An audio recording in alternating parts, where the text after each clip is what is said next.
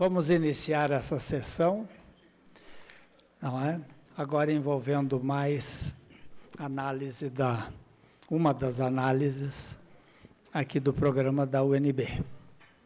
Nós temos aqui na mesa, então, composta pela professora Deise Lucy Siqueira, né, que está aqui à minha direita, né? E depois a professora Maria Salete Kern Machado, está aqui ao meu lado, não é? Depois nós temos o professor César Barreira, aqui ao meu lado, tá, meu lado extremo. Lado, hein? Certo? E a nossa querida professora Fernanda Sobral, aqui ao meu lado, portanto. Vou fazer uma rápida apresentação dos colegas e com uma versão que foi preparada pelo programa aqui, não é? A professora Deise Lucy Siqueira, que é professora apresentada, é graduada em Antropologia e Sociologia pela Universidade de Brasília, né? Mestre em Sociologia também pela UNB, doutora em Sociologia pela Universidade Nacional Autônoma de México. Verdade? Naqueles idos que Latinoamérica não existia. E realizou pós-doutorado em Antropologia na Universidade de Barcelona, né? Foi pesquisador do CNPq por 30 anos, além de atuar como parecerista em diversas revistas e como adocta do CNPq e CAPES. Após sua aposentadoria no Departamento de Sociologia da UNB, continuou contribuindo e continua contribuindo com a área. Bem-vinda. Então, agora eu passo a apresentar a professora Maria Salete Kern Machado, pesquisadora colaboradora da UNB, é doutora pela Sociologia da Universidade de São Paulo, 1989. E realizou pós-doutorado na École des Hautes Études en Sciences Sociales, em Paris. É bien. Com foco em Sociologia Urbana e Literatura. Atualmente é pesquisadora colaboradora, já falei, no departamento da Universidade de Brasília. Vou apresentar, então, o professor César Barreira, que é da Universidade Federal do Ceará. Realizou pós-doutorado na École des Hautes Études en Sciences Sociales, em Paris, e no Instituto de Ciências Sociais, em Lisboa. E é professor titular, creio que é emérito também, só titular, em Sociologia do Departamento de Ciências Sociais e do Programa de Pós-Graduação em Sociologia da Universidade Federal do Ceará. É pesquisador do CNPq, nível 1A,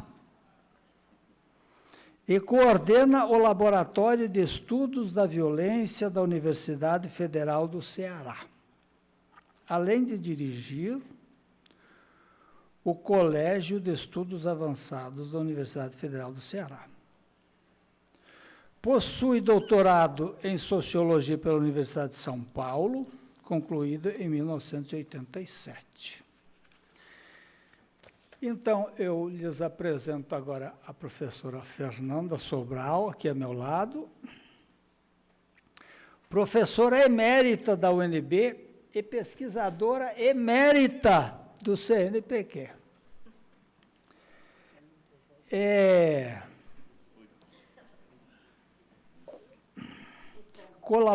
colabora, não é emérita nos dois casos, colaborando com o programa de pós-graduação em Sociologia da UNB. Foi vice-presidente da SBPC e atualmente ocupa a posição de diretora da SBPC. Né? Possui doutorado em Sociologia pela UNB, naqueles tempos, né, iniciais, e realizou estágio de pós-doutorado na École des Hautes Études en Sciences Sociales, em Paris, e foi professora convidada da Universidade de Quebec, Canadá. Em Montreal, durante o semestre de outono de 2000 e o semestre de verão de 2003. Atualmente também representa a SBPC no Comitê das Ciências Humanas e Sociais e no Fórum Nacional de Educação. Muito bem. E então,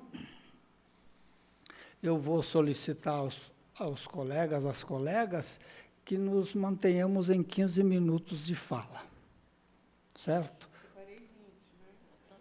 Não, eu sei, todos se prepararam para mais tempo, e você sabe que eu também não sou muito rígido, mas aqui atrás de mim existe um batalhão, não é? Então, vamos começar, Deise, imediatamente. Deise. Será que precisa mesmo de microfone? Sim. Bem, como vocês já ouviram, eu cheguei aqui em 71. E depois, quando eu soube que a Edna e o Jacó estavam aqui, eu falei, nossa, eu podia fazer uma reflexão do meu trânsito pela sociologia nesse país, né? Sou paulista, fiz pesquisa para doutorado em São Paulo, trabalhei com o Jacó na UFPB, depois fui com a bolsa da CAPES de pesquisador sênior na Universidade Federal do Pará, quer dizer, fiz pesquisa no Norte, no Nordeste. Mas não, eu fiz uma opção, que eu já tinha meio combinado com o Matheus, por fazer uma sociologia mais poética e afetiva. E falar de um tempo que se tem nada de registro, que é o início dos anos 70, no auge da ditadura nessa universidade. Eu entrei aqui no início de 71 e morei em todos os alojamentos da UNB, com exceção do OCAS, que era masculino. O OCAS, ali onde é o Multimeios hoje, por ali onde era o antigo Bandejão. Então, eu vou citar vários trechos de um texto que eu escrevi com a Ana Maria Costa, da Antropologia, que fomos contemporâneos, de graduação, mestrado, para o concurso UNB 30 anos, que foi em 92.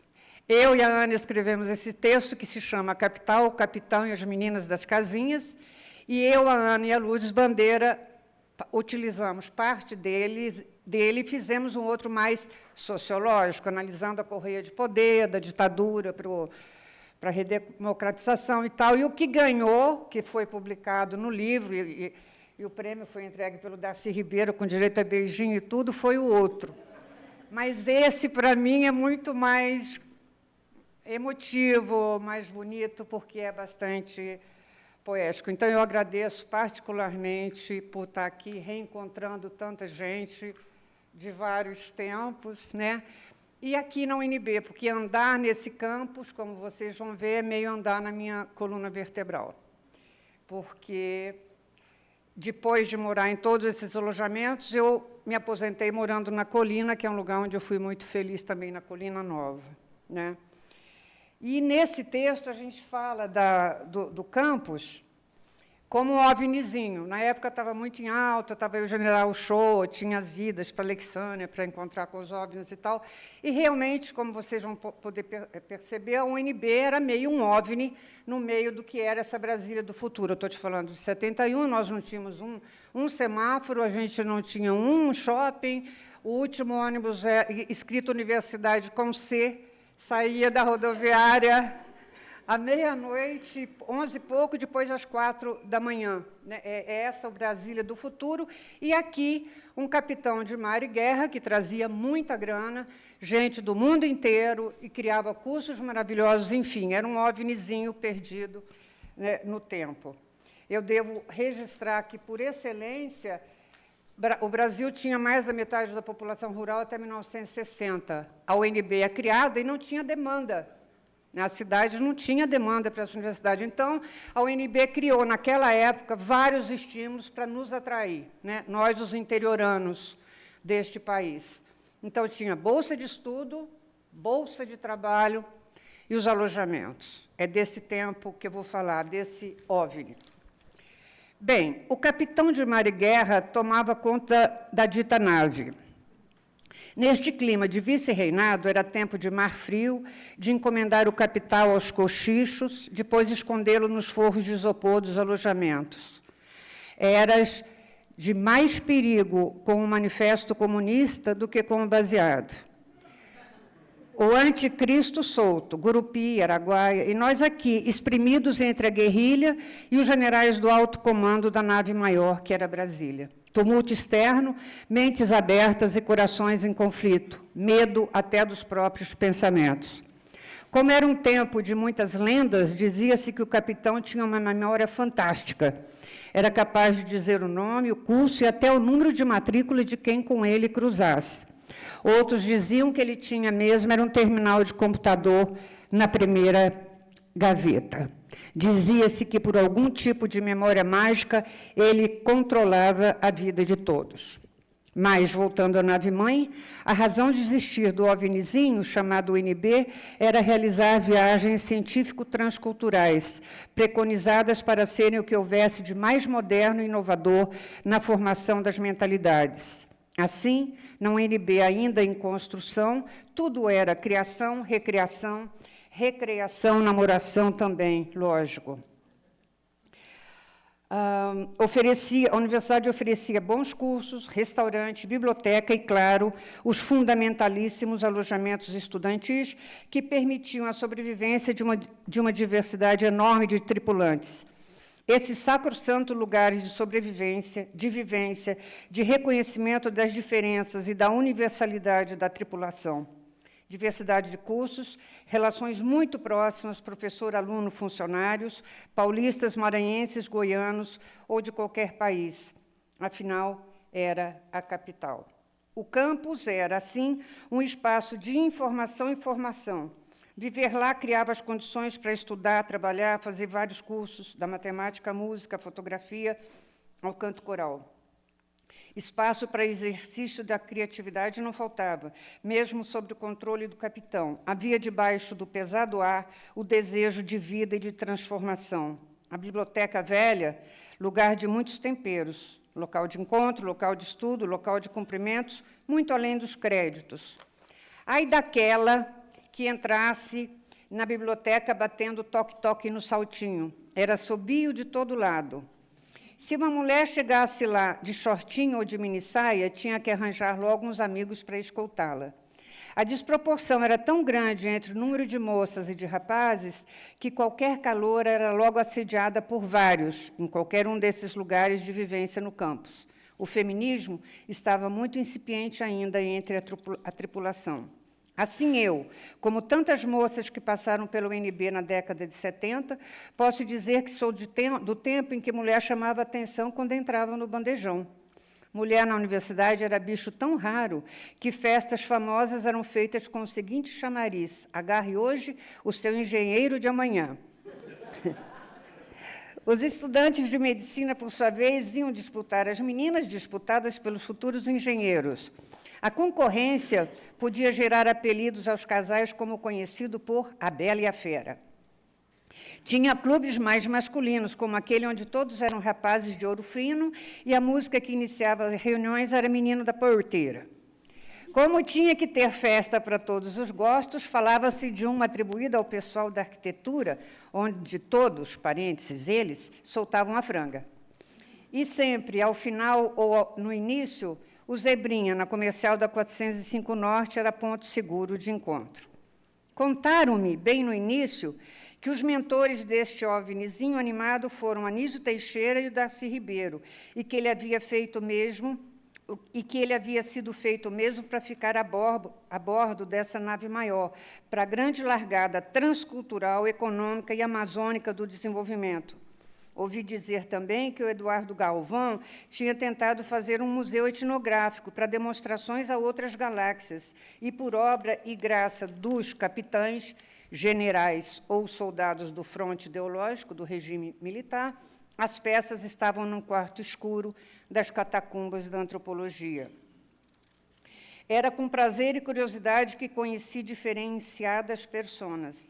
Irmã de X, morto na guerrilha. Namorada de Y, que está exilado. Mãe de fulano, desaparecida. Namorada do fulano, preso. Elas despertavam imenso respeito. Só que eu estou falando que, se eu misturo concepções de Darcy Ribeiro com a escola de cinema que foi fechada, com príncipes africanos estudantes de geologia, com peças de museu etnológico, com bolivianas parentes do ditador Stroessner, com mulheres e deputados da Arena, filhos de ministro, vários que andavam e falavam as novidades, você fica meio tonto e suspeita até que OVNI, ou você perdeu o rumo e o prumo. Se sua autoestima está baixa, você pensa que, lá em Carapicuíba, você ao menos era filha do seu Dãozinho da padaria, prima da dona Carmelita, sobrinha neta do vigário, e que, com toda a santa ignorância popular reinante, a sua cabeça não estava sob tantas pressões como no interior da nave maior, e também da nave das viagens científico-transculturais. Ficávamos como o Obelix. Como nas nossas bandas não havia cenários coletivos, o bandejão do restaurante era também novidade. Cardápio de nutricionista deve ser, até hoje, um dos bens consagrados nas galerias do mau gosto. Isso que eu estou contando é verdade, aliás, tudo é verdade. Barata, perninha de rato e asas de morcego podiam ser encontradas a qualquer momento na comida. Dou-me conta agora que jamais conhecia nutricionista. Será que ela existiu mesmo, gente? Bem, isso me faz lembrar as assistentes sociais. Gente, boa e esquisita. Até acho que foram as primeiras da categoria profissional que eu conheci. A gente apresentava um atestado de pobreza e outro de idoneidade moral, retirado na delegacia da cidade de origem. Você sabe que é pobre, vive a pobreza material, suspeita o tamanho de sua pobreza cultural e carrega no bolso o documento feito por delegado de polícia, que, no meu pensar, seria para lidar com crimes e encrencas. E mais, adiciona a esses ingredientes uma declaração de imposto de renda do pai para ver se uma coisa bate com a outra. Como veem, esse prato, que era a sua cara, constava nos arquivos do Decanato de Assuntos Comunitários após uma entrevista com a assistente social. Partes desses ingredientes, atestado, cópia autenticada, entrevista, podia ser pedido novamente a qualquer hora, ou de ano a ano, se você entrava para o time dos bolsistas. Mas o Zirigão, nosso querido ônibus azul da UNB, nos resgatava às 7h e pouco da manhã, na hora do almoço, do jantar e por volta da meia-noite. Circulava o campus e nos arrebatava todos em direção a um dos alojamentos, ou a biblioteca. Naquele tempo, ela era mais a nossa casa do que os anexos do Brasília Palace, que tinham sido invadidos em 68, onde convivíamos com as prostitutas que atendiam ao Brasília Palace e muito rato. Eram uns 400 homens e 4 meninas, eu era uma delas. Não vou falar do assédio, tá? Hoje é dia de, de falar de coisas mais positivas. Naquele tempo, bom, os anexos. O Centro Olímpico Velho, que a gente chamava de Centro Ofídico, que eram 3 blocos, onde é o CO, de madeira, sendo que um dos blocos era de casais, né? Aí tinha a Colina Velha, onde os apartamentos foram construídos para coletivo de homens e de mulheres, e a Oca, que era ali do lado do bandejão, ali no centro, esse que era só masculino. Eram todos esses alojamentos, e as casinhas aqui no estacionamento da FT, que eram de placas de cimento e isopor e teto de zinco. Alojamentos provisórios de estudante, as casinhas. E nessas casinhas tinha um bloco também para casais, com filhos. Tinha um casal que tinha um filho que se chamava Vladimir, outro Elite. Certamente a próxima seria Rosa de Luxemburgo. Então, Esse era o nosso convívio, esse era o nosso cotidiano. Alojamento para casais, crianças que iam pedir dinheiro para o pai no meio de aula.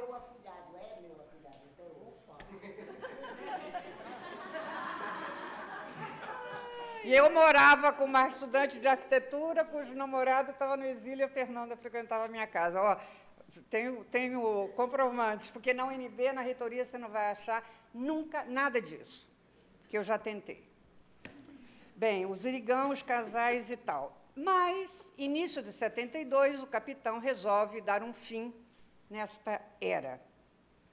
Juntou todos os rapazes, acabou com o anexo, juntou todos os rapazes no Céu Novo e nos juntaram as meninas das casinhas e alguma que restava aqui, da colina, todo mundo aqui na casinha. Então, as casinhas viraram concentração de meninas e os meninos foram para o CO. As casinhas passaram a ser o paraíso único das meninas. Éramos a junção de umas poucas. Brasília ia se transformando numa cidade de verdade, além de capital federal cheia de gente, já éramos dispensáveis. Nós, os caipiras do país inteiro. Aos filhos dos generais, dos capitães, dos deputados, aos poucos, iriam se juntar os filhos de muitos black ties do continente. Nós, as meninas caipira das casinhas, tínhamos tempo contado. No CO Novo já tinha um bloco para graduação, outro para pós. Que sofisticação essa modernidade. Assim, na mesma UNB, íamos passando da era dos caipiras para a era dos iluminados. Então, vivemos aí o fim e o início de uma nova era. Cada casinha que foi sendo desocupada pelas meninas, nos idos de 73, 74, e nelas alojados os alojamentos da FUB. Já seria uma empresa subcontratada, já estava ali. Na dor de nossa desocupação, a truculência de algum dos vigilantes eram definitivamente sinais de uma nova era. Na colina, havia apartamentos coletivos construídos para serem coletivos, bonitos, confortáveis, alguns para as meninas, outros para os rapazes, tão longe das luzes da cidade, tão próximo do vizinho, de nossos professores e suas comidinhas excepcionais, tal como um frango recheado com passas. Tinha ainda a criançada, que depois viria formar o capital inicial, o plebe rude, ou seriam chamados pelo Legião Urbana. Antes que eu me esqueça, muitas das meninas fomos babás desses meninos, filhos de estimados mestres que arrumavam sempre um jeito de arranjar uma graninha extra para a gente, datilógrafos, auxiliares de pesquisa, organizadores de bibliotecas particulares e outras atividades remuneradas que ajudavam bem a complementar a mesada ou a bolsa de trabalho, para não falar do lanche precioso enviado para as demais companheiras do alojamento. Mas, no início, bom, enfim, já falei da colina, final de 71, quando eu cheguei na colina, o apartamento tinha sido absolutamente desocupado, quem tinha alguma amiga levou, assim funcionava a ditadura no cotidiano. Quem tinha colega que levou, no meu caso, levou minhas coisas para as casinhas, quem não tinha, amarraram no lençol e levaram para a prefeitura. Você abre a sua casa e está em reforma, né? Mas não era nem dessa dor que eu queria falar, de quando os vigilantes foram ocupando nossos pedacinhos. Eu queria contar mesmo que o capitão, não satisfeito com aquela radicalização da rota, naquele início de 72, juntando os homens lá e as mulheres nas casinhas, ainda por cima decidiu, em meados de 72, pela clara, expressa repressão no campus. Contando hoje, parece bobagem, mas incomoda muito aqueles holofotes fortes, muito fortes na cara da gente, quando começávamos a falar, a nos tocar, em qualquer pontinho daquele já nosso quintal, que eram aqueles preciosos jardins da UNB, com suas plantas raras, vindas do país inteiro. Mas foi uma grande brincadeira, quase piada, ele querer proibir a entrada de homens nas nossas casinhas. Até essa altura, como já éramos passageiras completamente desintegradas num OVNI raro, já havíamos incorporado até o filho do diplomata suíço, com aquelas barbas loiras finas, que me ajudava a encapar os cadernos dos meus alunos de 4ª série da Fundação Educacional em Planaltina, porque éramos quase todas normalistas, de Hans para Hannah e Alain. Como proibir meu Hans, o amigo da vizinha tão certinho, o namorado quase médico da amiga da casinha 5, quebrando o galho de todas nós de entrar em nossas casinhas?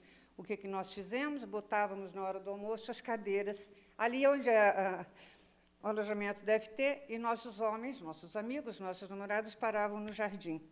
Aqui estou para contar essa história porque sou insistente. De alguma forma, ainda estamos realimentadas pela alma sertaneja e, por isso, afetuosa daquele OVNI hoje perdido, porque pudemos incorporar à nave rãs e ranas. Aí dá uma saudade imensa do tempo em que os vigilantes eram aqueles do tipo do motorista deliciosamente sorridente do Zirigão, o ônibus, né? Daquela universidade em que juntava ciência de ponta e práticas muito humanitárias e solidárias no cotidiano. Quando você, capitão, começou a intervir duro naqueles meados de 72, é porque já tinha acabado o tempo passageiro sem registro de nossa fantasia caipira, casada, acoplada com o filho do diplomata suíço, não é? Tocou a você, pois, capitão, navegar com muita autoridade num OVNI, ainda que para você talvez se tratasse sempre de uma barcaça. Mas para nós foi definitivamente uma viagem. Você se deu conta de que, apesar do seu autoritarismo e torpedeiro, nós construímos um OVNI pleno de solidariedades? Isso porque éramos, simultaneamente, uma junção única de interioranos com filhos de Vladimir e de Ilitch e nossos queridos rãs. Só assim você pôde construir sua capitania de capitão. Quando você determinou que iluminassem os holofotes nas nossas caras, nos nossos corpos, a partir das 8h da noite, no nosso delicioso quintal, nada mais fazia, além de exercer sua autoridade, do que nos trazer à luz da modernidade, que certamente está mais para neoliberalismo do que para Josimar. Estou acabando. Mas nós, os tripulantes de sua embarcação de mar e guerra, insistimos em olhar e respeitar as luzes do iluminismo, mas não perdemos jamais a caipirice da luz débil, tipo sombra feiticeira, de nossas luas, de nossas sombras. E por isso estamos aqui. Isso tem 30 anos, tá? No mesmo minhocão, na mesma colina, contando nossas histórias, deliciosas histórias, apesar de seus holofotes. Nas sombras de nossas luas, continuamos a apreciar as luzes do iluminismo, mas sem deixar jamais de transformar a lã em Alaim e vela benta em magia. Minha embarcação continua a ser um OVNI parecido com aquele de 71, ainda que tripulado por poucos. E aqui estou, a contar uma história que até se parece a histórias, mas faz pouco tempo que, enquanto em Palmeira dos Índios, lá em Alagoas, viu, gente, se elegia um bode para vereador, nós aqui também matriculávamos o nosso no Galileu, a mais moderna máquina de computação que nos trocava de curso, errava nossas matrículas e até nos jubilava. Tanto erro e maldade foram atribuídas ao Galileu. O fato é que o nosso bode, ou melhor, dos rapazes do Centro Olímpico, era verdadeiro e até jogava pelada da tarde e assistia às aulas de geologia. O dono dele se chamava Polanski, em homenagem ao vampiro. Em homenagem ao vampiro. Bem, a UNB e o OVNIzinho de Darcy Ribeiro atingiu sua maturidade. Com 30 anos, já nos permite contar causos, relatar aquele lado escondido, tímido, envergonhado, apagado, de estudantes alojados, e que as meninas das casinhas viraram deliciosamente as mulheres Balzac. Agora setentonas, né? Afinal, o resto cabe depois aos outros complementar. Esse é só um relato de uma menina das casinhas.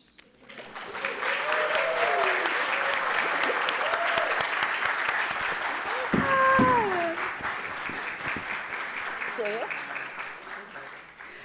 Com os afetos. Poeta. Não, gente, olha, realmente está sendo uma emoção esse encontro, sabia? Aqui com esses colegas, a Deise, Fernanda, César, Irles, tá? E tantos outros que estão aqui, que lembram realmente o início da sociologia aqui na Universidade de Brasília. Eu quero parabenizar realmente esse grupo aí da sociologia que está fazendo essa reconstrução da memória dessa sociologia. E foi muito importante, até agora, a gente ter visto também, assim, quanto essa coisa da memória, das ciências sociais, está sendo importante em outras apresentações que tiveram. Então, dando continuidade, eu quero realmente parabenizar, porque eu acho que estamos aqui demonstrando que essa continuidade de lembranças, de acontecimentos, não podem ser esquecidos, porque, além da memória documental, que foi colocada aqui pelo pessoal do CNPq e tudo, existe o que nós estamos acabando de ver, a memória oral, a memória de pessoas que, conjuntamente, com o mesmo olhar, e, às vezes, com significações diferentes, estamos tentando realmente reconstruir a memória da sociologia desde o seu início. Então, eu quero, desde o momento, dizer que, para mim, está sendo um prazer e uma emoção muito grande. Bom, por outro lado, aí agora, realmente falando, eu cheguei na UNB em 74, tá? Por isso que foi importante a Deise ter falado desse período anterior. Eu cheguei na UNB em 74. E eu aqui queria fazer um pouco uma relação que a UNB, e principalmente o Departamento de Sociologia, ele não pode ser visto separadamente de todo um momento e de toda uma situação. A sociologia já existe desde 62. Por quê? Porque, na verdade, a história de vida de Brasília como capital surge em 60. E, justamente, nós não podemos separar a situação de Brasília como cidade com a criação da UNB e com a criação da sociologia. Elas estão absolutamente entrelaçadas. Acho que Deise já colocou um período, né, importante da UNB, e eu gostaria de falar que, nessa época, em 74, a gente ainda vivia uma cidade de Brasília que estava se iniciando. Tá? Não é a Brasília de hoje, era uma Brasília totalmente diferente. Os espaços da cidade eram espaços ainda que estavam se construindo. Então, eram espaços ainda, não tinha ainda muitas atividades de lazer, a gente tinha o Cine Brasília, a gente tinha algumas atividades na época, mas, na verdade, a UNB, ela representava para nós o espaço cultural. Ela continua sendo essa universidade, como todos têm falado, com inúmeras referências e tudo, mas, naquela época, era totalmente diferente. Tá? Era muito diferente. A UNB se criando e, junto com isso, a cidade de Brasília construindo seus espaços de memória. Né? Então, eu acho que é muito importante fazer essa relação. O que acontecia na época? A ditadura.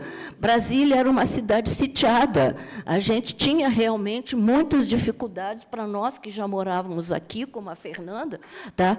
Poderemos dizer que, naquela época, Brasília era muito diferente de hoje. Era uma cidade sitiada que realmente se reconstruindo. Tá?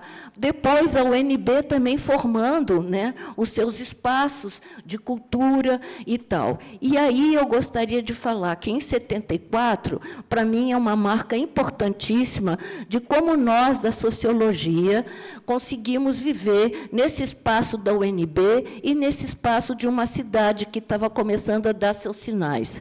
Então, a história da UNB é marcada, primeiro, por um momento antes de 64, com toda uma ideia de uma universidade que seria muito mais livre, com inovações, com departamentos diferentes, e depois não podemos esquecer que, logo em seguida, ela é completamente a universidade que mais passou por processo de resistência. Tá? A UNB passou por momentos de muita resistência e que, claro, que isso vai afetar nós da sociologia e a sociologia como tal. Vários professores, nessa época, tiveram que ser demitidos. Tá? O movimento estudantil aqui na UNB era muito forte, tá? Representado por vários que depois continuaram as suas vidas, e outros que também tiveram que desaparecer, como o Onestino, e que, nessa época, nós não podemos esquecer que até teve filmes e documentos que mostram exatamente a UNB em 68, com a barra 68, que foi feito pelo Vladimir de Carvalho, recentemente falecido, e que, como professor e realmente documentarista, ele retratou coisas importantíssimas do que aconteceu. E a UNB foi o palco dessa situação. Então, por que eu estou dizendo isso? Porque não dá para separar uma coisa da outra. Aí vem, de repente, 74, e aí eu quero realmente dizer que, para mim, o mestrado que eu vim fazer aqui, em 74, estou aqui com a Irles, com o César, com a Fernanda e com a Deise, deixa eu ver se tem mais alguém aqui, que realmente nós construímos uma amizade imensa. Na época, em 74, tudo acontecia no Minhocão, tudo. A vida era, não existiam ainda outras unidades e tudo. Então, nós tínhamos uma vida de um companheirismo, de uma amizade, que vamos até hoje, essa emoção de encontrar eles, encontrar o César, encontrar esses colegas, porque a gente começou juntos em 74. Então, o que existia? Nós, na verdade, vivíamos dentro do Minhocão, era a nossa vida. Não tinha outras atividades acontecendo na cidade. Irle, César, como vários outros, tinham chegado de outros estados, porque o mestrado aqui, como disse a Deise, trouxe muita gente de vários lugares do Brasil.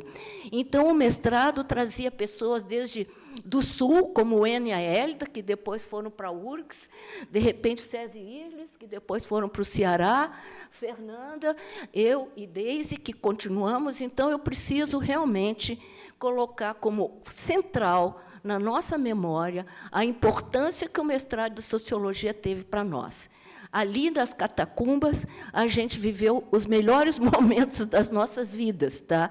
Onde a gente construía realmente uma solidariedade, nós realmente construíamos experiências de vida e também o conhecimento, que foi muito importante para nós. Então, além da amizade, que está ali Beth também, e outras pessoas também que eu aqui estou vendo, foram fundamentais para a nossa formação. Uma formação de amizade, de solidariedade, tudo acontecia no Minhocão, e principalmente nas catacumbas. Para vocês novos, talvez não saibam, mas as catacumbas é o subsolo que fica debaixo aqui, né, onde a gente tinha as nossas salas de estudo. Fora isso, eu gostaria de lembrar também, aí sim, da contribuição enorme da sociologia, através dos grandes professores que nós tivemos, e que realmente nos deram uma formação fundamental, que estamos aqui até hoje. Tá?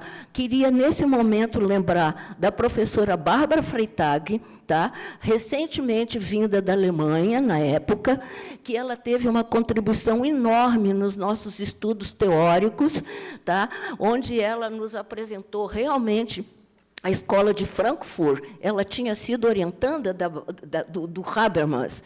Então, foi muito importante para nós essa convivência, né? A Bárbara, com todos esses ensinamentos teóricos importantíssimos, e também os estudos dos clássicos da sociologia, que foram muito importantes para a nossa formação.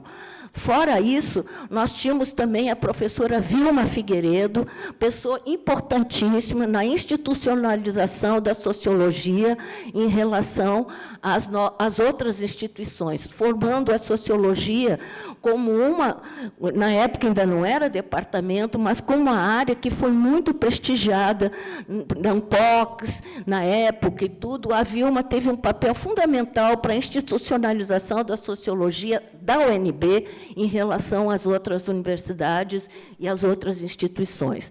Tínhamos também o professor Fernando Correia Dias, aqui rindo um pouco, porque ele era uma pessoa tão especial que a gente chamava ele de Fernando Correia dos Dias, porque a gente tinha aquela coisa de querer, né? Ele era uma pessoa muito especial, mineiro, com aquele jeito dele, muito doce, tudo, né? Então, ele contribuiu enormemente para nós, principalmente no meu caso, eu falo, que eu depois falarei rapidamente, que eu fui cada vez mais mais me especializando na sociologia urbana. Então, eu acho que esses foram pessoas fundamentais naquele momento, né? E aí, logo depois, lembrar das turmas que vieram depois, né, nossas ali, quando na Catacumba a gente se reunia para discutir. Aí veio a era do Glaucio Soares, que também foi uma pessoa que teve uma importância muito grande dentro do departamento. Tinha também, que aí ele era mais da era da parte política e também da metodologia. Então, o Glaucio, ele abriu um pouco o departamento nesse sentido, porque antes nós éramos turmas menores, né? Aí abriu para turmas maiores, que vieram pessoas de todos os lugares. Além do Glaucio, posso me lembrar também do professor David Fleischer, tá? Que também era dessa época da metodologia e tudo. Bom, só para falar rapidamente como foi importante a nossa formação na época, a formação de um grupo de identidade. Eu acho que nós formamos ali no mestrado uma identidade de grupo e de memória, que eu acho que está aqui representada por essas pessoas. Muitos de nós, daquela época, ingressaram em outras áreas, não necessariamente na academia. Beth e outras pessoas, eu lembro que depois muitos de nós também começamos a ir para outras áreas, né? Brasília, capital federal e tudo, então, muitos foram trabalhar em instituições e tal, e muitos continuaram a área acadêmica, né? Com essa importância enorme que a gente teve dessa formação. César e Ilhos, que estão aqui para o Ceará, o Enia Hélida, que eram do Rio Grande do Sul, depois do mestrado foram para a URGS, e aí eu vou falar um pouco dos professores que, quando aí eu vou agora fazer um recorte, porque é muita coisa, chegar em 89, quando eu vim para Brasília, aliás, eu já estava em Brasília, eu vim, aliás, para dar aula, e eu não era mais estudante, vim para dar aula aqui na UNB. Aí eu quero lembrar muito que a diferença foi muito grande, né? Na verdade, a UNB já não era mais a mesma. Acabou a época do capitão, né?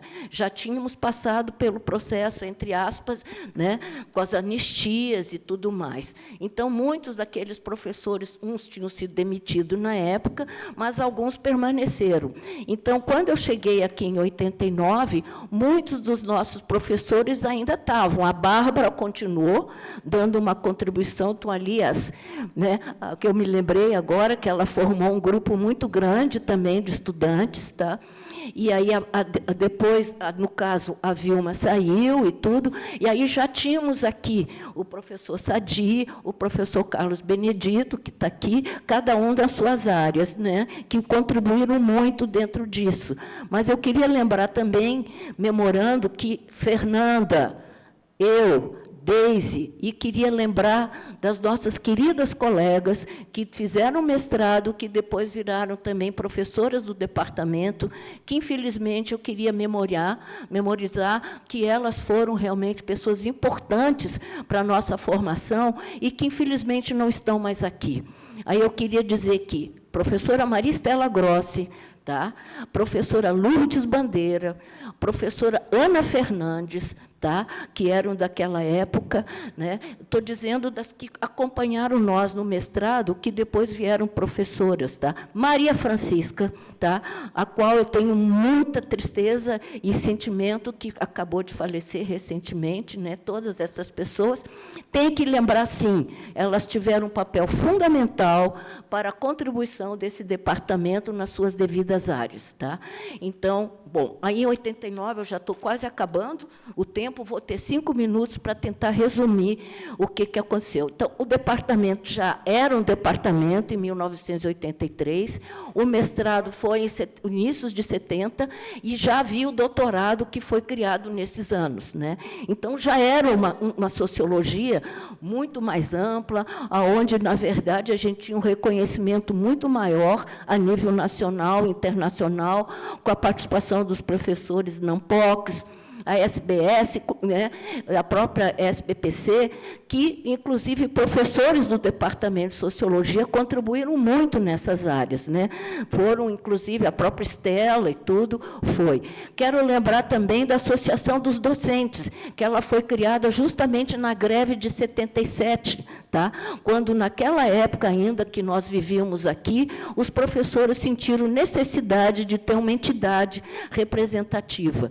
E nós, da Sociologia, tivemos uma participação. O professor Sadi, aqui a professora Deise, e, principalmente, quero lembrar que a Francisca, que também era nossa colega, ela foi da diretoria da Associação dos Docentes. O que quer dizer isso? Que nós, além da formação importante, acadêmica que a gente teve, a gente também fez o que alguém aqui hoje de manhã falou, acho que o Enio, sobre a ideia de uma sociologia teórica e prática, né? Também se envolvendo. Então, eu não posso, em poucos minutos, resumir a enorme contribuição do departamento. Dentro da área de sociologia urbana, eu preciso realmente falar que foi a área que eu vim para trabalhar. Nessa época era o professor Benício, o professor Elimar, o professor Brasimar, eu e a Bárbara depois também participou com estudos sobre cidade. Foi uma área extremamente importante aqui dentro do Departamento de Sociologia, justamente pela ligação enorme que tem com a cidade de Brasília. A cidade de Brasília, como eu falei no início, sempre foi uma referência muito grande para os nossos estudos. Então, tem estudos muito importantes da época sobre movimentos sociais, depois movimentos sobre política e participação, aonde vários alunos da universidade, não só do Departamento de Sociologia, mas de outros departamentos, vinham para escutar as nossas aulas, né? Foi uma época muito importante dentro da sociologia. A revista também, Sociedade Estado, que se criou, né, com várias publicações. Então, só para terminar, a sociologia urbana teve realmente esse papel. E uma das pessoas, de novo, em memória, que eu não posso deixar de falar, é o professor Brasimar Ferreira Nunes. Eu acho que, sem o professor Brasimar Ferreira Nunes, a sociologia urbana, aqui dentro do departamento, ela não seria o que ela sempre foi e que continua sendo, tá?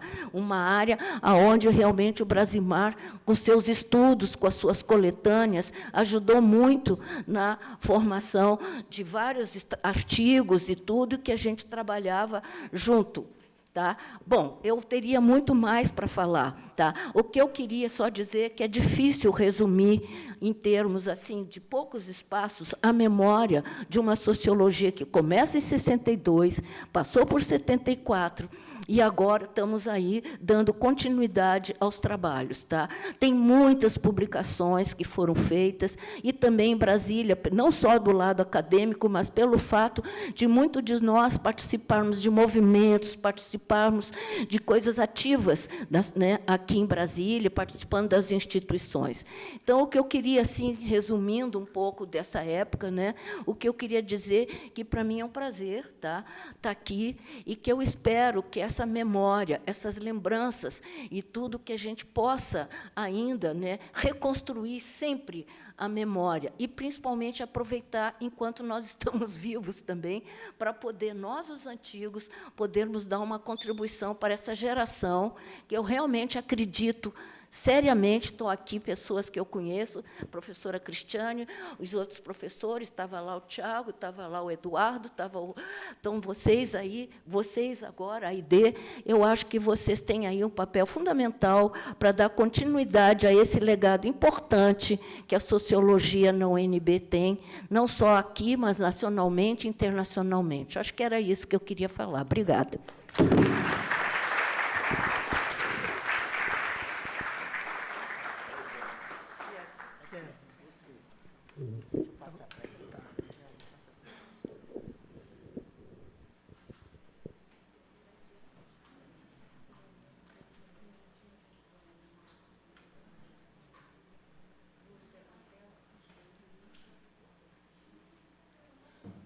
Bom dia a todos e a todas. É com muita emoção que eu participo desta mesa. Eu inicio, né, a fala, eu fiz um certo trocadilho com Memórias e História da Sociologia, diálogos a partir das catacumbas do Minhocão da UNB. Que foi realmente a nossa vida, foi dentro dessas catacumbas do Minhocão. Tá? E daí eu gostaria muito de parabenizar, agradecer o convite da AID, o convite do Matheus, o Matheus com essa empolgação dele, que contagia a todos nós, né, nessa importante tarefa, né, de recuperar essa memória. Pode passar. E eu acho que é sempre uma honra, né, para mim, quando sou convidado para esses encontros e seminários aqui na UNB, na sociologia tão carinhosamente chamada de SOL. A minha fala vai ser carregada de afeto e emoção. Carrego sempre uma reflexão sobre uma trilogia, termo de origem grego, que são 3 palavras, ou 3 partes, né? Discente, docente, decente. Eu digo sempre que eu acho que eu sou chamado aqui porque as pessoas chamam, né, ou me colocam como decente. E decente, hoje, é um termo importantíssimo para a nossa cultura no Brasil, né? Cheio carregados, né, dessas falcatruas, né, que nós estamos acompanhando. Então, para mim, é muito interessante a gente tentar trabalhar essa trilogia, né, de discentes, docentes e decentes, porque, a partir daí, foi que eu já fui chamado, estava comentando com a Fernanda hoje, eu acho que umas 4 comemorações, tá? Então, de 30 anos, 50 anos, até muito homenagem à nossa querida amiga Estela, né, que eu consegui fazer uma grande amizade com a Estela, trabalhávamos juntos. É interessante, a Estela também carregou muito mudança de trajetória temática que eu tive, né? Eu iniciei por problemas agrários, onde eu fiz meu mestrado aqui, né, na UNB, e depois entrar nessa temática de violência, segurança pública, e a Estela também acompanhou muito isso. Pode passar? Eu sou da turma de 75, né, eu fiz a seleção em 74, e, na época, não tínhamos bolsa, né, parece que tínhamos só 2 ou 3 bolsas, e aí, então, o Roberto Cardoso de Oliveira, que na época já era o nosso mentor, né, ele que, de certa forma, orientava as nossas idas, né, a questão de trabalhos, de disciplinas mesmo. Aí o Roberto Cardoso sugeriu, que ele sabia que eu tinha um emprego no Piauí, ele disse: César, volte para o Piauí, continue trabalhando lá, que eu garanto a sua matrícula para 75. Então, eu, de certa forma, eu fui muito aquinhoado, porque eu tive o prazer de conviver com 3 turmas aqui da UNB. Eu convivi profundamente com a turma de 73, né, que é a turma da Fernanda, era a Fernanda, a Beth, a Regina, a Ana Maria Fernandes, quem mais, tinha tanta gente. Era uma turma que a gente tinha uma convivência muito profunda. A segunda turma que eu tive uma convivência foi a turma de 74, que era a turma da Salete, a turma da Irles, né, do Benício, do Fernando, e a nossa turma, que era uma turma muito grande, né, que foi a turma da Lourdes, da Maria Francisca, do Ralph, de outras pessoas. Era uma turma realmente muito, muito grande. Então, é interessante toda essa convivência, porque, de certa forma, foi isso que me levou a ter esse contato no Brasil todo. Então, isso que a Deise fala, que a Salete já falou, a nossa convivência aqui era com pessoas de São Paulo, de Minas, ninguém era daqui, né? E eu acho que é interessante que, aí, nesse sentido, por exemplo, eu fiz uma seleção, na época, como aluno, uma seleção para a Embrapa, que eles estavam contratando bolsistas, e eu me lembro que fui eu selecionado, eu e a Regina Bruno, né, a Regina Bruno, que era da turma de 73. Então, nós fizemos os cursos de mestrado com bolsas da Embrapa, né? Então, como eu estava dizendo, você pode passar a história dessa convivência profunda. Aí, então, eu acho que algumas palavras marcaram profundamente os primeiros anos da pós-graduação em Sociologia da UNB. A minha fala hoje, em grande parte, vai ser acalentada por algumas delas, por a intensidade, né, muito isso que a Deise e a Salete já falaram, o entusiasmo, a utopia e, seguindo as palavras do Darcy Ribeiro, né, liberdade. Eu acho que a gente, de certa forma, a gente convivia muito com isso. E a gente vivia uma mistura de intensidade, entusiasmo, utopia, contato humano, criatividade e o lúdico, que a gente vivia profundamente esse lúdico. As nossas vidas giravam em torno do minhocão, como eu já falei, das catacumbas, do bandejão, que a gente chamava Palácio da Fome, do Centro Olímpico, né, que era a nossa grande diversão, né? A gente vivia, passava o dia aqui. Então, é muito interessante isso para os estudantes, principalmente. A gente entrava aqui na UNB às 8 horas da manhã. Tá? Entrávamos 8 horas, entrávamos nas catacumbas, almoçávamos, jantávamos e ficava aqui até meia-noite. Que, inclusive, até passávamos por situações super delicadas. Eu tinha um Fusquinha e um dia, meia-noite, eu vou saindo do Fusquinha achando estranho, né? Tinha um Fusquinha. E vou saindo tudo escuro. Eu disse, vixe, a serração hoje está horrível aqui. Né? Ou então, não, é que o carro está muito sujo, que naquela época era barro puro, né? Aqui na Asa Norte.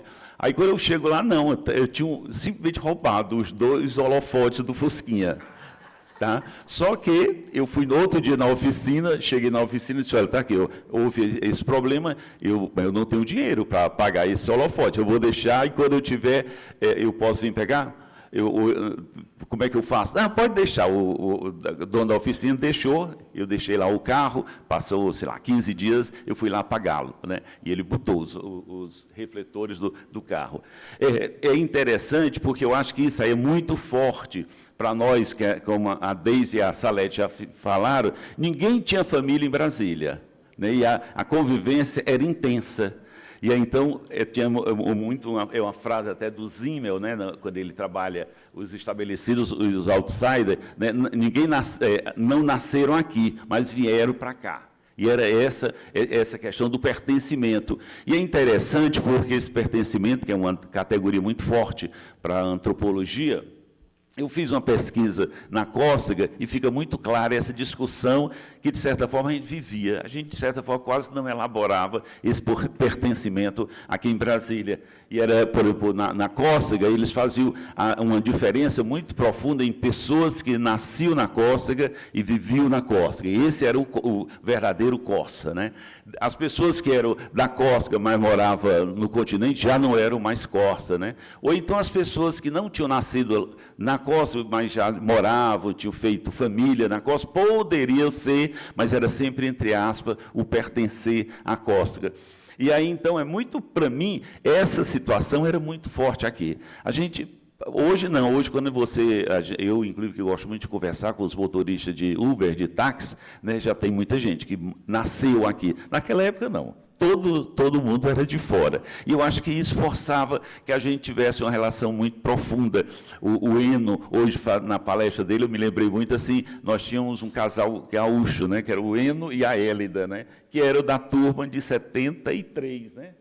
E a gente vivia muito com o Eno e a Hélida. Então, a gente até dizia que os cearenses e os gaúchos se entendiam muito bem, não era a Salete?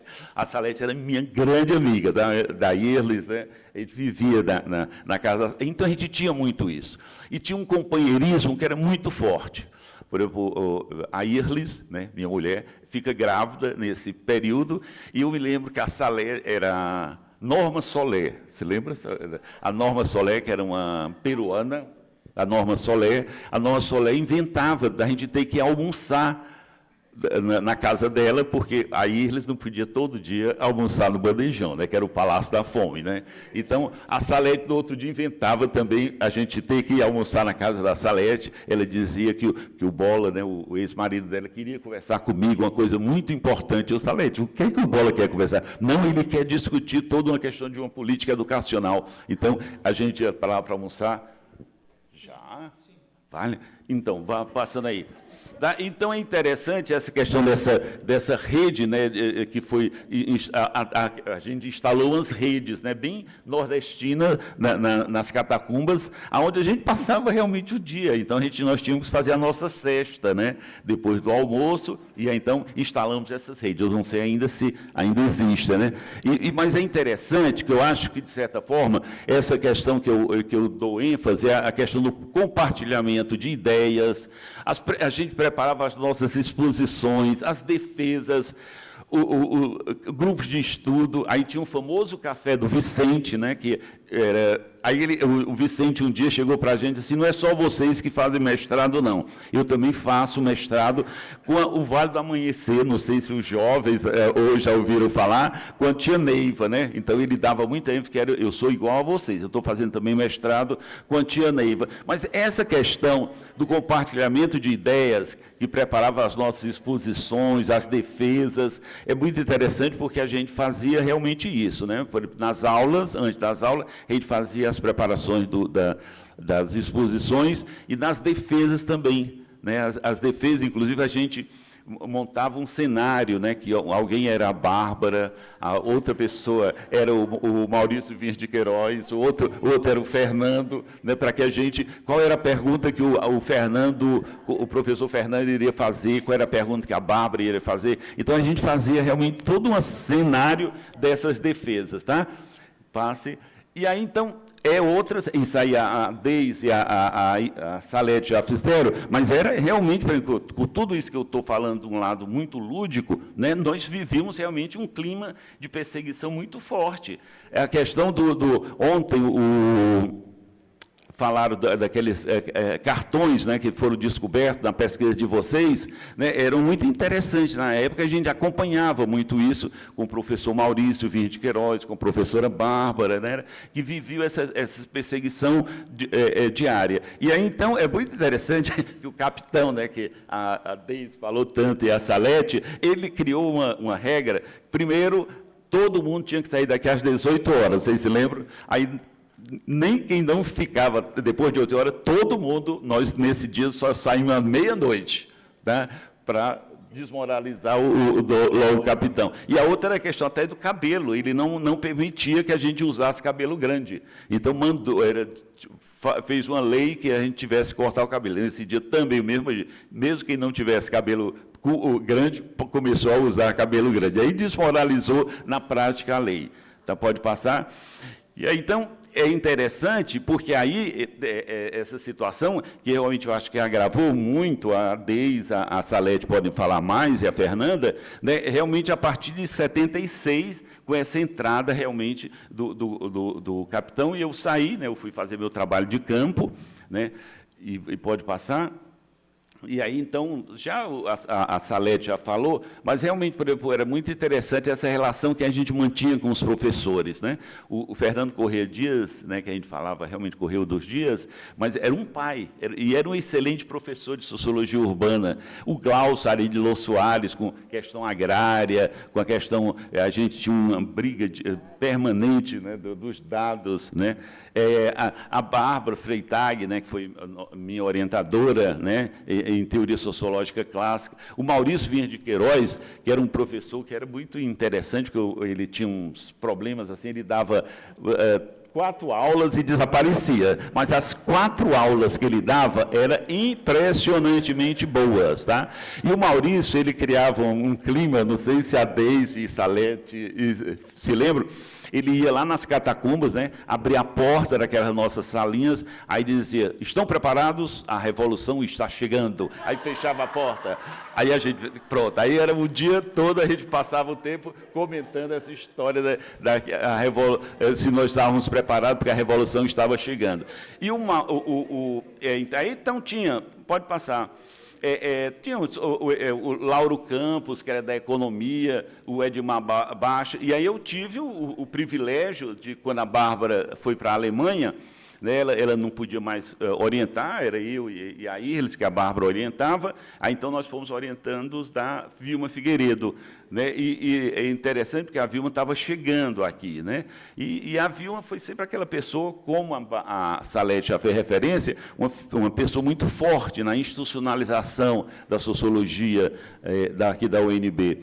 E eu me lembro que quando eu terminei meu doutorado, eu ia fazer o pós-doutorado na França, e ela chega para mim na Ampox, aí disse, César, eu soube que você... Estou terminando mesmo. Você vai fazer seu pós-doutorado na França com quem? Aí eu disse, né? Aí ela disse, de jeito nenhum, você vai fazer com Pierre Bourdieu. Mas Vilma, eu não tenho nenhuma relação com o Pierre Bourdieu. Não, pode fazer uma carta que ele vai lhe receber muito bem. E foi realmente o que aconteceu. Né? Então, a Vilma era muito isso. E aí, então, é interessante que eu acho que esses principais aspectos que marcaram a minha formação aqui na UNB. O primeiro é a diversidade de formação, pluralidade de abordagem. Isso, a gente tinha muito essa marca, né, dessa pluralidade de abordagem. O segundo, o reforço e privilegiar muito a formação em teoria sociológica clássica e contemporânea, que a Bárbara marcava muito fortemente com isso. Né?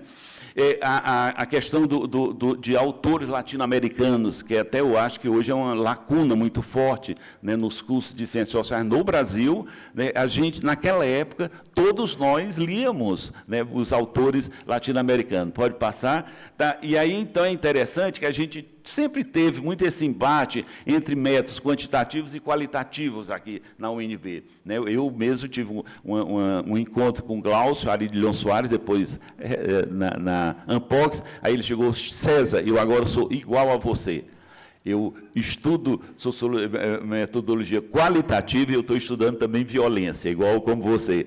Porque era isso, ele disse, todos nós, a gente fazia curso de cálculo. Né, a gente tinha que fazer até um curso de matemática para poder fazer a seleção para entrar no mestrado em Sociologia. Tinha um professor que eu acho que era amigo da Fernanda, não era Fernanda? Era até um chinês, um oriental. Como era o nome dele que dava aula para a gente? Dava aula chinês? Era, sei lá, um oriental. Dava aula de matemática. O Tissu, isso mesmo, era o Tissu. O Tissu dava aula particular para a gente poder fazer, né, era o Tissu para a gente fazer a seleção. Então, era muito essa. A questão da interdisciplinaridade, que eu acho que nós tivemos muito forte isso aqui na UNB. Né? A gente tinha uma relação direta com a antropologia, fazíamos curso, inclusive, com os antropólogos. Né? Hoje, tem algumas vezes que eu me acho bem antropólogo, tá? Eu acho que muito isso, a questão da economia, a gente tinha muito esses cursos com Lauro Campos, com o Edmar Bachan, tá? E eu acho que essa interpretação. E outro é essa questão da sedimentação histórica. Esses cursos do Maurício, que ele dava de formação, era muito interessante como a gente demarcava muito períodos. Os períodos, por exemplo, que ele tinha praticamente assim 3 ou 4 grandes períodos históricos no Brasil e que, de certa forma, quando a gente ia definir os problemas que a gente iria pesquisar, a gente passava muito por esses cursos que o Maurício dava. Daí, eu acho que o grande legado que o curso de mestrado em Sociologia nos deixou foi a seriedade acadêmica, a importância do trabalho em equipe e a dedicação ao trabalho intelectual. Até hoje, eu não consigo trabalhar só, tá? Eu chego no Ceará com pouco tempo, não, vamos abrir um laboratório. Eu tenho que abrir um laboratório de estudos da violência, que era isso que eu acho que a gente aprendeu muito a fazer aqui. Tudo nosso era negociado, era preparado de uma forma coletiva e com dado muito amor. Aí, para mim, o curso de Brasília foi marcante para mim, além de uma vida intensa, né, como já foi falado, tive o prazer e a sorte de conviver com turmas bem diferenciadas, né, como já falei, Minas, Rio Grande do Sul, Bahia, Pará, Maranhão. Essa diversidade nos possibilitou conhecer professores de vários estados do Brasil, e até hoje a gente mantém muito essa relação com esses professores. Tá? Pode passar? E eu acho que o grande legado que o curso de mestrado em Sociologia nos deixou foi a seriedade acadêmica, a importância, isso aí em equipe e a dedicação. Muito obrigado.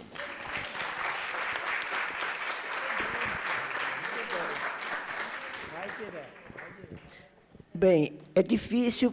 Primeiro, eu gostaria de dizer que essa mesa está sendo uma delícia para mim. Eu acho que para todos nós aqui, porque estamos recordando muitas coisas boas, embora todas as atrocidades também.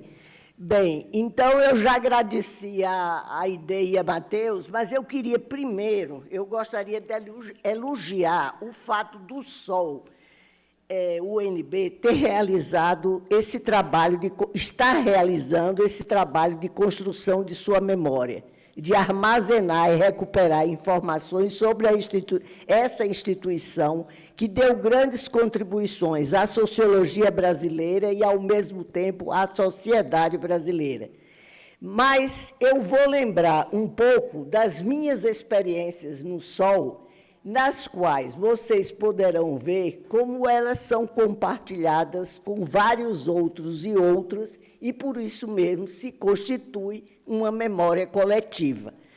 Bem, eu sempre digo isso, algumas pessoas já devem ter ouvido falar. Wright Mills, num livro que é referência para todos nós, sociólogos, afirma que a imaginação sociológica nos permite compreender a história e a biografia e as relações entre ambas dentro da sociedade. Diz ele, todo indivíduo, pelo fato de viver, contribui para o condicionamento dessa sociedade e para o curso de sua história, ao mesmo tempo em que é condicionado pela sociedade, pelo seu processo histórico.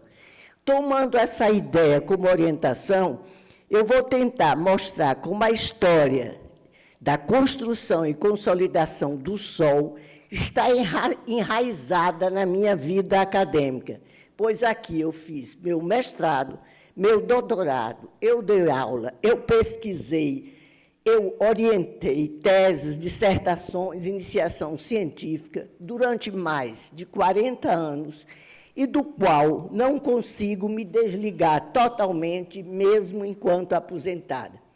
Por essa razão mesma, também aqui criei uma rede de afetos, intensos laços de amizade que duram até hoje, ainda que alguns já tenham partido, que foram falados aqui.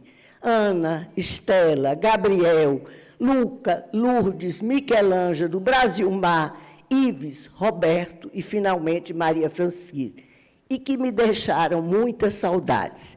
De cada um, eu tenho lembranças específicas. Eu tenho lembranças dos telefonemas de Ana para mim. Eu tenho lembrança de quando Estela me chamava, que eu era conselheira dela. Na realidade, era ela que era minha conselheira. Lembro da gentileza do Ives e a oportunidade que muitos de nós tivemos de dar aulas na Universidade de Quebec, em Montreal, a partir de um convênio que o Ives organizou. E lembro, por exemplo, muito claramente da firmeza dos princípios acadêmicos e políticos de Maria Francisca. Então, são coisas assim que eu vou lembrando de cada um e me dão... E todas essas lembranças são muito bonitas e, ao mesmo tempo, me deixam muitas saudades. Diz um amigo meu que, quando as comportas da memória se abrem, nunca se sabe do tipo de lembranças escoam do fundo da alma. Eu sou original de Aracaju, proveniente de Ciências Sociais da Universidade Federal da Bahia. Em 1972, quando eu cheguei em Brasília, inicialmente eu tive uma bolsa de aperfeiçoamento. Naquela época existia, hoje em dia não existe mais, com o professor Glaucio Aridilon Soares, numa pesquisa que era sobre militares na América Latina. Nós trabalhávamos junto com Ana Maria Fernandes e Regina Bruno. Olhe como um projeto de memória é importante. Eu não sabia, eu era orientanda nessa bolsa do Glaucio, que ele tinha problema com o SNI, soube ontem, pelo projeto de memória que está sendo feito pela UNB. Como iria fazer a seleção do mestrado no fim do ano, ele exigia, o Glaucio, que nós fizéssemos, nós três, cálculo 1. Pasmem, eu consegui ser aprovada com SS, até hoje eu não entendo. Como? Mas consegui. Para podermos ser aprovadas na prova de estatística e depois acompanhar o curso de mestrado, que tinha uma ênfase quantitativa naquela ocasião, talvez pela própria influência do Glaucio, que já foi citado aqui pelo César, e do David Flecha. Com David Flecha, eu aprendi escala de Gutmann para medir atitudes. Acho que não sei mais, mas naquela época eu aprendi com o professor David Flecha. Bem, entrei no mestrado, como já foi falado aqui pelo César, em 73. Me tornei amiga inseparável, era um trio, de Ana Maria Fernandes e de Regina Bruno, que é professora atualmente na Universidade Rural do Rio de Janeiro. E ainda no mestrado, me apaixonei pelas teorias sociológicas, induzida pelo conhecimento de Barbara Freire, que terminou orientando a minha dissertação, defendida em 76, intitulada Educação e Mudança Social, uma tentativa de crítica. Ainda que o título tenda a categorizá-la como exclusivamente como um estudo sobre a educação, de fato, trata-se da produção do conhecimento sobre o papel da educação no processo de transformação das sociedades dentro de uma linha mais estruturalista e marxista. Cabe registrar que o mestrado, nessa época, tinha uma única área de concentração, Sociologia do Desenvolvimento, num período no qual a discussão sobre desenvolvimento na América Latina era a tônica principal, tanto que foi falado também ontem aqui, a primeira dissertação defendida foi de Maria das Mercês Gomes Somarrida, sobre o desenvolvimento como processo histórico, considerações sobre o caso brasileiro, orientada por Maurício Vinhas de Queiroz. Nesse período, além da professora Bárbara e de outros já aqui citados, alguns professores se destacaram na minha formação. Já foi falado. O brilhantismo de Maurício Vinhas de Queiroz, falando sobre os grupos multibilionários. E sempre com um cigarro na mão, ele acendia um no outro, os dedos eram completamente pretos. E, naquela época, ninguém reclamava, olha, coitada de mim, eu sou asmática.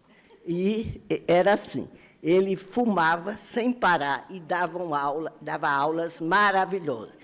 A doçura inteligente de Fernando Correia Dias, a didática de Henrique Malvá, que deu aula para a gente de estatística, Edmar Baixa, que nós fizemos Economia Brasileira.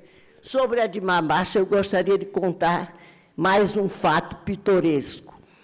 Naquela época, que eram foi a época do terror, Celso Furtado não podia entrar aqui na UNB. Aí, Edmar Baixa deu uma... Celso Furtado foi à casa do Baixa para nos falar sobre economia brasileira. Só que, ao meu lado, eu não sei se Beth estava e lembra, quem lembra disso? Estava Ivani Neiva, aluna também. E Baixa tinha acabado de se separar de Claire, que era professora da antropologia. Não, sociologia. Claire? Era sociologia, é. Aí, o que é que acontece? Quando nós entramos na casa para debatermos com Celso Furtado, ela olha os quadros assim, a Ivani diz, ele ficou com todos os quadros? Eu quieta.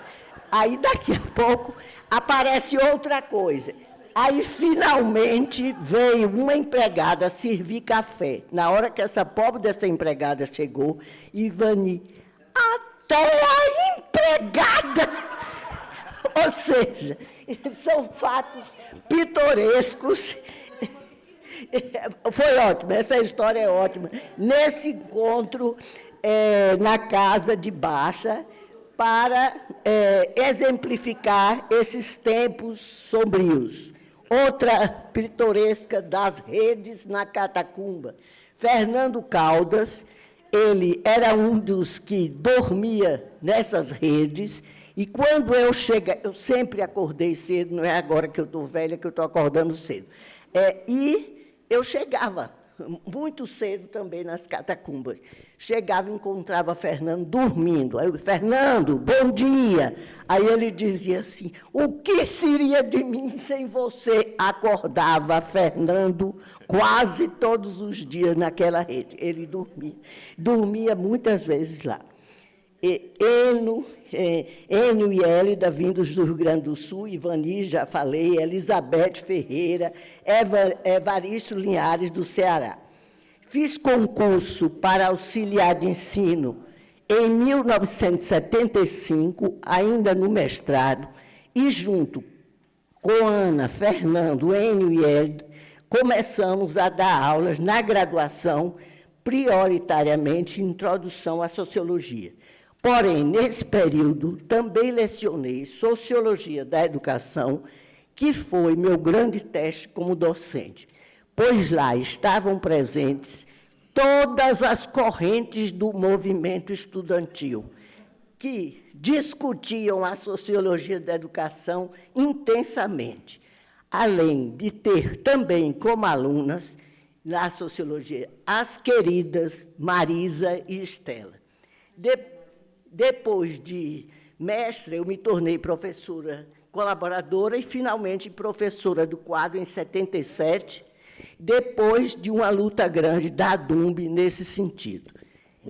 Em 84, foi criado o doutorado em Sociologia, do qual fiz parte da primeira turma, junto com Maria Francisca Potiara, professora do Serviço Social, e Eliseu Calcin, do IUPEA. A UNB ainda tinha como reitor, nessa época, José Carlos Azevedo, mas os novos tempos já se anunciavam, com a primeira eleição para reitor em 1985, na qual foi eleito o professor Cristóvão Buarques. Vivíamos uma grande mobilização social em torno do movimento das diretas já. Se naquela ocasião não se conseguiu aprovar a emenda constitucional Dante de Oliveira, essa mobilização possibilitou, de uma certa forma, um arranjo político que culminou na eleição por colégio eleitoral de Tancredo, né, que, na realidade, não assumiu, e Sarney foi substituído por Sarney, porque as eleições diretas, na realidade, só foram acontecer em 89. Os ventos da democracia começavam a ressurgir. Dentro desse contexto, o doutorado foi criado, com a área de concentração sobre Estado e sociedade. A primeira tese de doutorado foi de Potiara, foi justamente crítica marxista da teoria e da prática da política social no capitalismo, que foi orientada por Pedro Demo. Nesse período, a discussão sobre o estado de bem-estar social era hegemônica nos círculos acadêmicos. No doutorado, além de alguns professores que eu já citei, tive o prazer de ter como professores o Vilma Figueiredo, que se tornou a minha orientadora de doutorado, e Benício Schmidt, que eu já disse aqui, sempre me impressionou pelo seu brilhantismo. Nesse período, lá nas catacumbas, eu fiz grandes amizades que duram até hoje, como Marilde Menezes, que é professora da Ciência Política, Isabel, ex do CNPq, e Beth, ex do Itamaraty, que eram alunas do mestrado na época, e cuja neta está ali presente, que eu já vi. Então, o que me dá também muito prazer. Uma das linhas de pesquisa do doutorado era Ciência, Tecnologia e Sociedade, e coube a minha orientadora do doutorado a influência para que eu entrasse definitivamente nessa área, embora, no início, como ontem já foi falado, numa aproximação com a sociologia rural, por meio de uma pesquisa Estado, Sociedade e Tecnologia Agropecuária, com a participação também de Maria Estela, Ana Maria e João Gabriel. Se no mestrado eu já apresentava um interesse implícito pela produção do conhecimento, esse se tornou mais claro durante o doutorado, quando procurei analisar nas universidades a produção de conhecimento ou da pesquisa nas universidades e em outras instituições de pesquisa. Se chamou Ciência, Tecnologia e Poder. Gostaria, então, isso eu falo sempre, mas vou repetir, gostaria, então, de destacar que minha formação se deveu, sobretudo, a duas mulheres, Bárbara e Vilma, de perfis diferentes, mais fortes e com a maior competência. Todas duas me deram as condições necessárias para que eu continuasse na carreira acadêmica, não só a mim, mas muitos outros que estão hoje em dia, não apenas na academia, mas em vários ambientes profissionais, como ministérios, agências de fomento, órgãos de governo estaduais, organizações não governamentais, legislativo.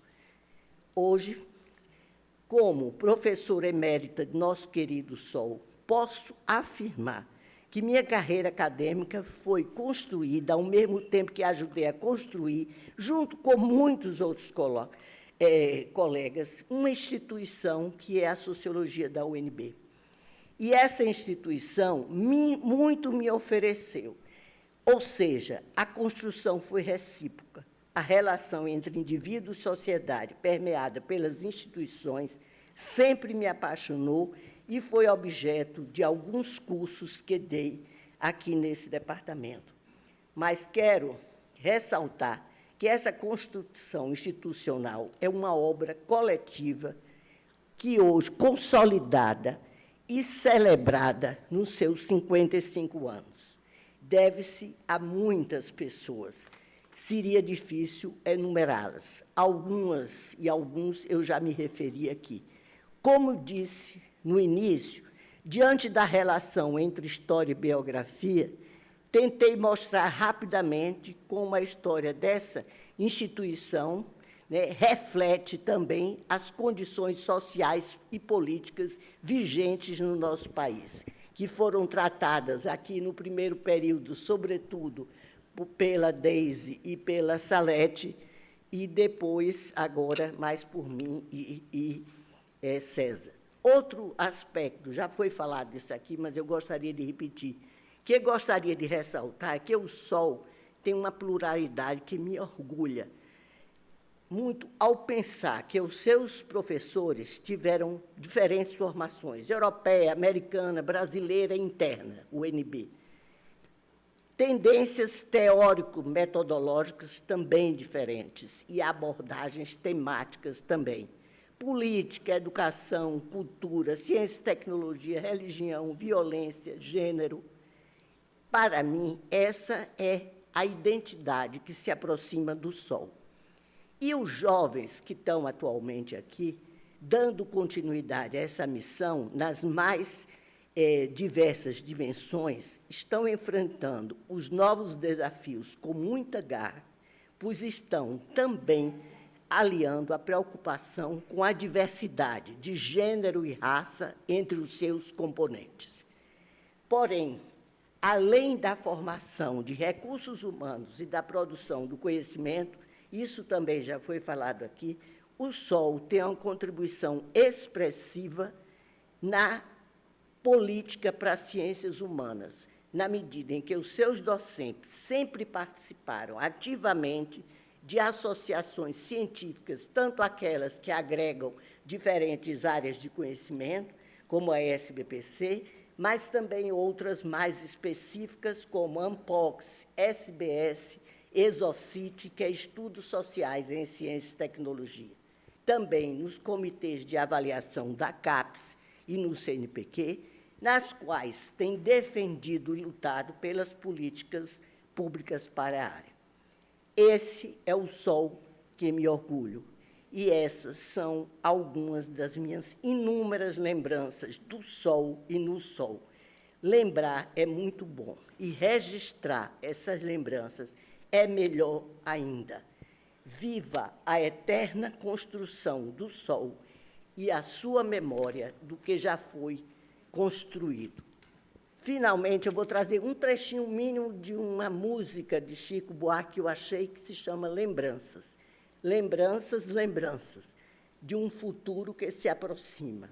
Lembranças, lembranças, em um presente que não se esconde. Lembranças, lembranças, de um passado que se afasta. Lembranças, lembranças, em um espelho que não se quebra. Esse espelho é o Sol. nós no sol e o sol em nós.